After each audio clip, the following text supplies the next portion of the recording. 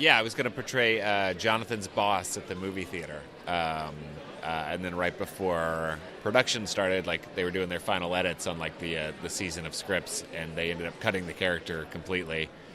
So I was a little heartbroken for a while, but then they came back and they were like, "Hey, we want you to play Mr. Clarke." So I was like, "All right, great." So sometimes the bad things that happen to you turn out to be good things.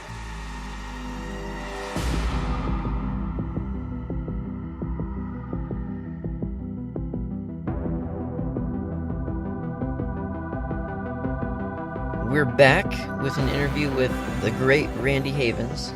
Of course, he's Mr. Clarke from Stranger Things, but he's so much more.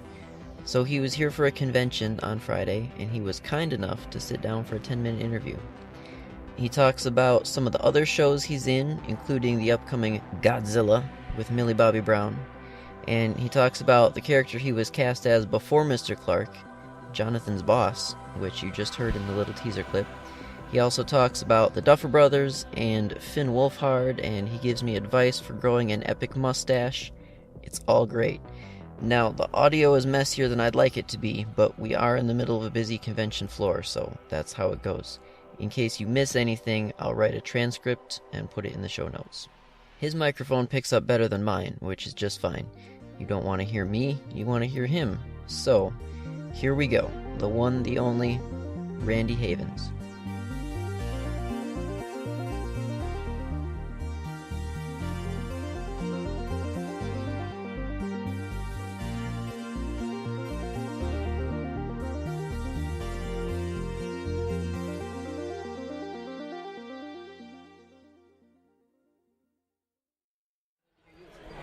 So let me start with just the other things that you're in besides Stranger Things.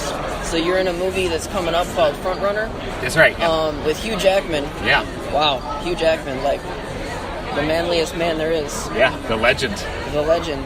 And then there's Joe Crest is in there too. Who plays Ted. So a little reunion. It was actually the first time that I met him. I had not met him during production of Stranger Things, so it was really nice to actually be able to hang out with Joe and talk to him and actually get to know him as a person. He's a really cool guy.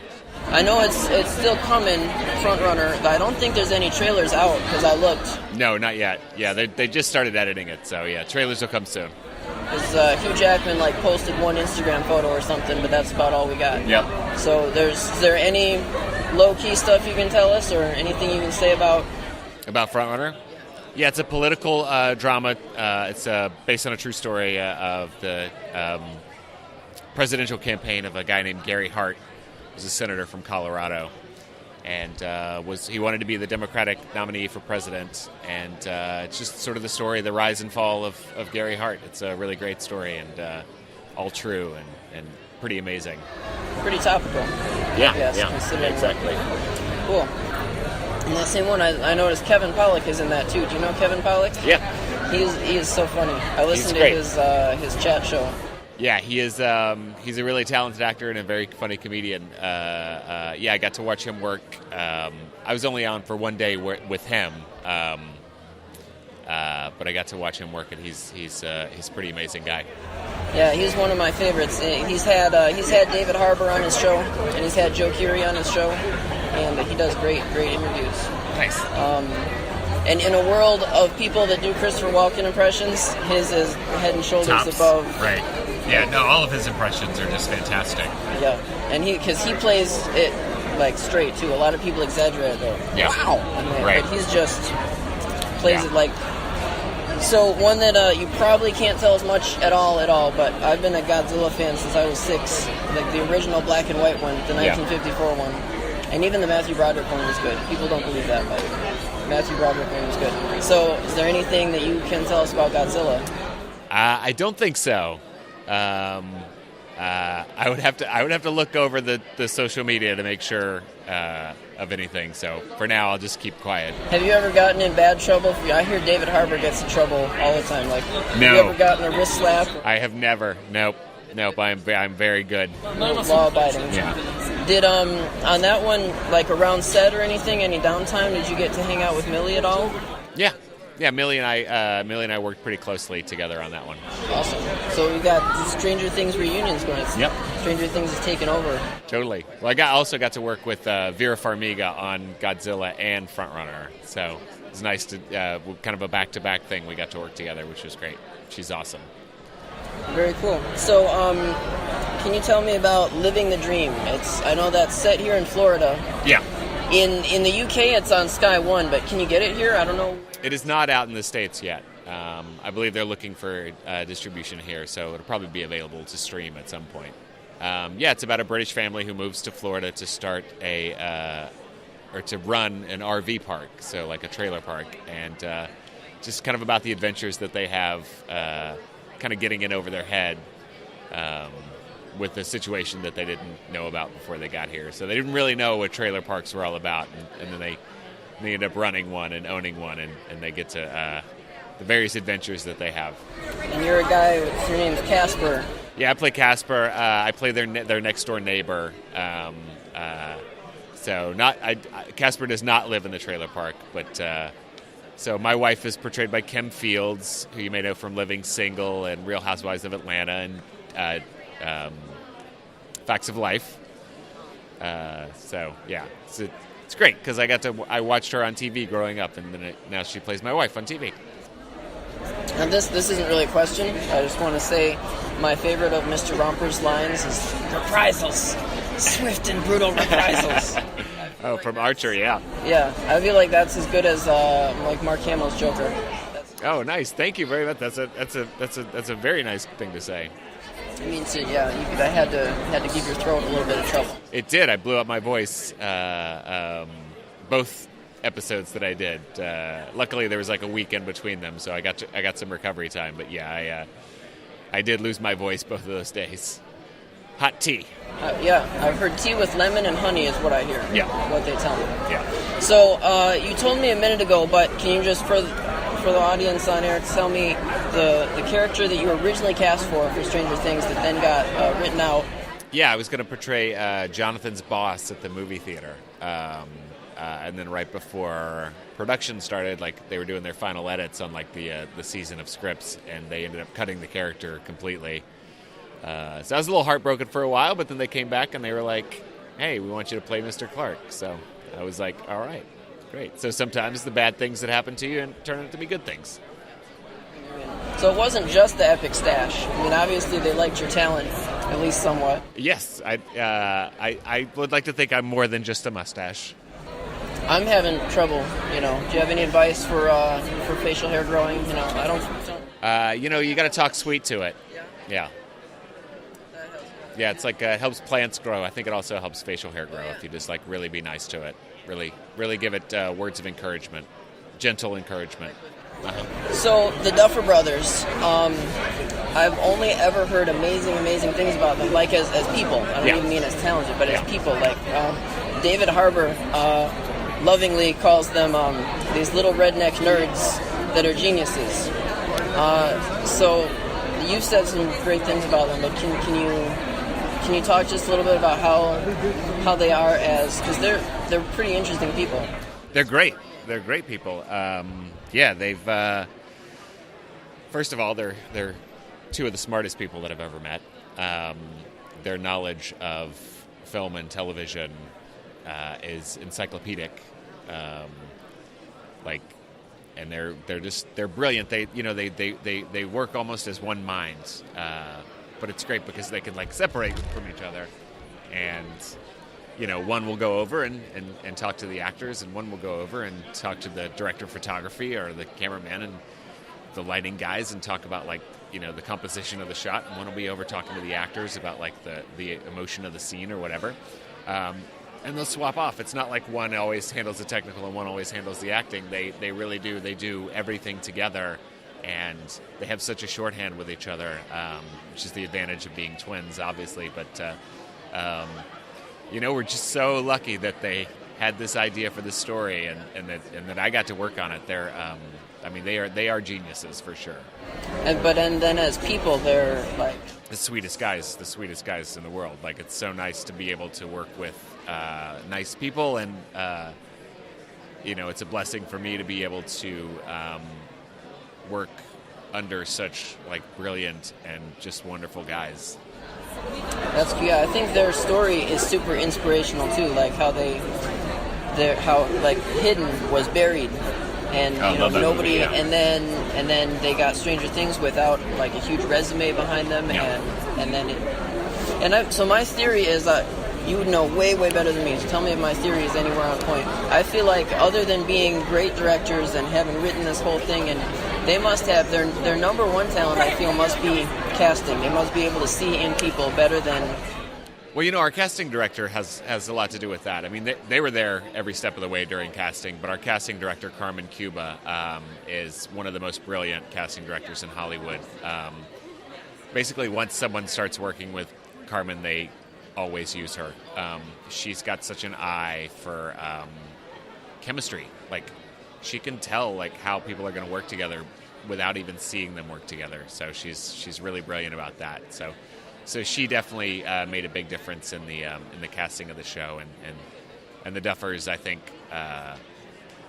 with her, a lot of times they were like taking her sort of word for it and going like, who do you think? And she would sort of point them in the direction, or at least whittle it down, right, to get it down to 2 or 3 people for a role, and then. Yeah, she's just brilliant, and they work really well together. She works with the Duffers really great. And I hear how integrated they are into the whole process. Like every step of the way, they're married. Absolutely. Yeah, they are true collaborators. They are great. They work with everyone. They're willing to hear input from all around every department. They want to hear what everybody has to say. And they want to know what makes their actors more comfortable, and they want to know what their actors like. They want to know what everyone has to say. Like they want to hear everyone's input, which is super valuable. It makes for me as an actor, it makes me feel like such a part of the show. It makes me feel so involved, like that I have like some ownership over like what I'm doing. So it's a really special thing. So related to that, kind of, I've heard you mention, and I've heard other people kind of say it too, that Finn Wolfhard, so Sean Levy says Finn Wolfhard is a miniature Duffer himself. Finn is going to be a brilliant director, absolutely. That's the quote. I wanted to get you, can you mention that just a little bit? Like during season 1, a lot, like they would pull Finn over and they would show him the shot that they were composing, and they really were teaching him a lot, and he was already like you could see it in his eyes, like that's what he wanted to do. So yeah, be on the lookout, because this kid's going to make some brilliant stuff. So I hope one day, like if you be the next big director, hope when maybe you're Daniel Day-Lewis's age, and then he's doing some period piece, you can star in this. Maybe Tesla. See. Yeah, somebody. That'd be great. Well, listen, I have more, but I would love to some other con when you come back to Miami a lot, as much as you can, because it's great down here. So I would love to do a part 2 someday when you come back. Absolutely. Really nice to meet you. So after all that, I just want to say that Randy Havens is a genuine and classy guy, and exactly the kind of person who you want representing the show that you love. So in case you didn't know about a couple of these movies before hearing this interview, we talked about Front Runner, which is a 2018 movie that stars Hugh Jackman and has Randy Havens and Joe Crest, who plays Ted on Stranger Things, and actress Vera Farmiga, as he said. We also talked about the 2019 Godzilla, which I'm really excited about. That cast includes Vera Farmiga, Millie Bobby Brown, and Randy Havens, and a whole bunch of others. Just every time I check Wikipedia, that cast list just seems to grow. We also talked about a comedy show that he's in called Living the Dream, which, if you live in the UK, is on Sky One, but it's not out yet in the US. When it does come out, we'll mention that in whatever episode we're recording at that time. And the last show we talked about was Archer, an animated comedy show where he plays a character who's a little like the Joker. And so help me God if you people try anything. Then what do you want us to do? What? Reprisals! Swift and brutal reprisals! That was clearly implied! So go and read about those movies and shows on IMDb. I'll put a link for each one in the show notes. And we'll do reviews of Godzilla and Frontrunner when those movies come out. Now, my favorite thing we learned today was that Randy was originally cast not as Mr. Clarke, but as Jonathan's boss at the movie theater. In my headcanon, I always assumed that Jonathan worked at a pizza shack after school, but no. So in an earlier draft of the script, he worked 2 nights a week at the movie theater, that same movie theater that Tommy and Steve graffiti. Right before the interview, Randy told me that it was Jonathan's boss who got him into photography, and he thought that the Duffers wrote him out of the script because they didn't really need 2 mentor sort of characters. And that makes sense to me because Mr. Clarke's relationship to the 4 kids would have been pretty similar to the movie theater owner's relationship to Jonathan, so no need for 2 so similar characters. And personally, I think it works better to have Jonathan be more alone. When they're in the police station, Joyce says to Jonathan, "You act like you're all alone out there in the world." And in the first episode, when they're looking at photos of Will, she tells him that she's sorry she hasn't been around much for Jonathan lately. And he ends up being kind of the man of the Byers household, even though he's still just a teenager. He's trying to help pay rent and mentoring his little brother, and he's the one making breakfast for everyone and trying to be strong for his mom when Will goes missing.